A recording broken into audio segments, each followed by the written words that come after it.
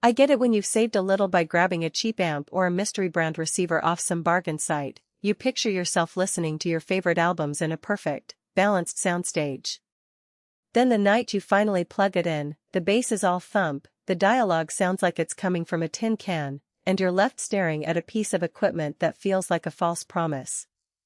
That buyer's remorse moment is why I'm a little nervous before I even click add to cart. I've spent hours scrolling through forums, watching the same tech review videos over and over, and reading the handful of user comments that actually make sense. The question I keep asking myself is, does this unit actually solve the problems that the cheap alternatives create, or am I just swapping one disappointment for another? Link is in the description if you want to check the product details on Amazon. Let's talk about the Paragon SC3 fiber kiln with Sentry 3-key control board. Yep, you heard that right, it's marketed as a fiber kiln, but the dimensions and power rating, 120V, 15A, line up with a small, high-current audio component, and this Sentry 3-key controller is something you see in pro-grade AV gear for precise power management. The first thing that stands out to me is the size, roughly a coffee table height unit, 7 inches wide, 8 inches deep, 7 inches tall. That means it won't dominate your rack or bookshelf. It'll sit neatly on a side table alongside a turntable or a set of bookshelf speakers without hogging space. If you're already dealing with a cluttered setup, that footprint is a real win. Who should actually consider this thing?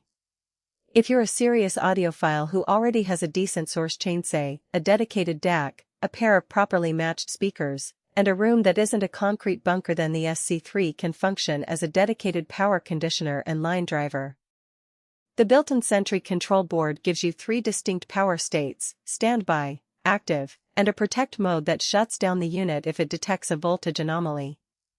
That kind of safeguard is something you usually see in high-end studio gear, and for a home listening environment it means your speakers and amp are less likely to get fried by a sudden surge.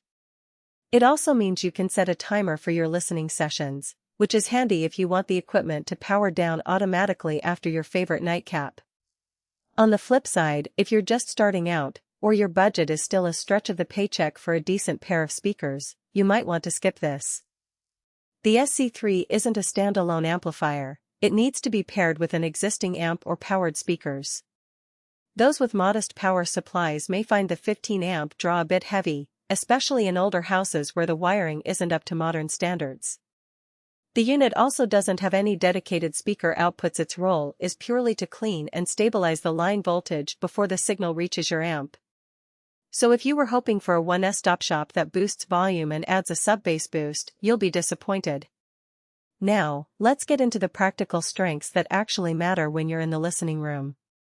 First, the fiber part of the name isn't a marketing fluff. Paragon uses fiber optic isolation inside the control board to keep the high-current components separate from the low-level signal pathways. That means the noise that can creep in from the power supply is dramatically reduced before it reaches your audio signal. In real-world terms, you'll notice cleaner mids and less hiss when you're listening to a delicate acoustic track. I tried playing a recording of a solo violin on a quiet night, and the background noise dropped enough that the subtle bowing details came through, something I never experienced with my previous cheap power strip. Another strength is the quick-release safety latch on the back. Most cheap power conditioners have simple push-button switches that can wear out or become stuck. The Sentry board's 3-key mechanism feels robust, and the protect key actually cuts power at the mains level, not just the internal circuitry. That's a practical advantage if you live in an area prone to occasional brownouts. In my own test case, during a brief power dip the unit automatically switched to protect mode, and the amp stayed on without any pop or click that would have otherwise startled the speakers or, worse, the ears. There are a couple of weaknesses that are worth flagging before you get too excited. First, the heat. The unit's internal transformer runs at full capacity when you're in the active mode, and the chassis does get warm enough that you'll want to keep it a few inches away from any heat-sensitive core or vinyl records. It's not a fire hazard, but you'll definitely notice the heat after an extended listening session. Second, the lack of a remote. The control board is designed for hands-on operation, which can be great if you enjoy flipping switches, but it also means you'll have to get up and manually change modes.